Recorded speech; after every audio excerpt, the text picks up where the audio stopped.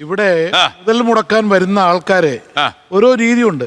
Real estate സ്ഥലം മേടിച്ച് കഴിഞ്ഞാൽ റിയൽ എസ്റ്റേറ്റ് മാഫിയ, ബാർ തുടങ്ങിയ അവൻ ബാർ മുതലാളി, ഒരു ഹോട്ടൽ തുടങ്ങിയ ഇവനത് 5 സ്റ്റാർ ആണെങ്കിലും 7 സ്റ്റാർ ആണെങ്കിലും അവൻ റിസോർട്ട് തുടങ്ങിയ റിസോർട്ട് മാഫിയ, അങ്ങനെ ഓമന പേരുകൾ വിളിച്ച് എല്ലാ ഇതേയും. പക്ഷെ ഞാൻ ചോദിക്കുന്നേ, ഇവിടെ ഈസ് ഓഫ് ഡൂയിങ് ഉണ്ട്, സിംഗിൾ വിൻഡോ ക്ലിയറൻസ് ഉണ്ട്, എത്ര പ്രൊജക്റ്റ് ഇവിടെ കംപ്ലീറ്റ് ആയി?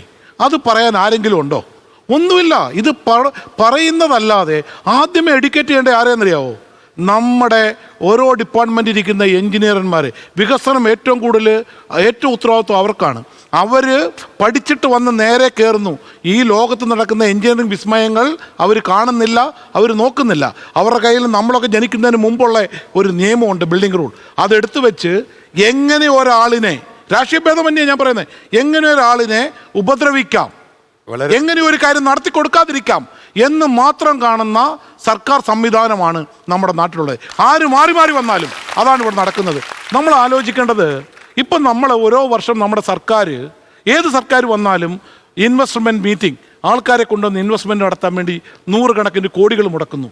ഞാൻ ഒരു കാര്യം ചോദിക്കട്ടെ, ഇപ്പം ഈ പറഞ്ഞുകൊണ്ട് കേരളത്തിൽ ഇൻവെസ്റ്റ് ചെയ്യുന്ന ഓരോ വ്യക്തിയും എന്താണ് അവർ അനുഭവിക്കുന്ന പ്രയാസങ്ങളെന്ന് അവരെ വിളിച്ച് ഏതെങ്കിലും സർക്കാർ കേട്ടിട്ടുണ്ടോ?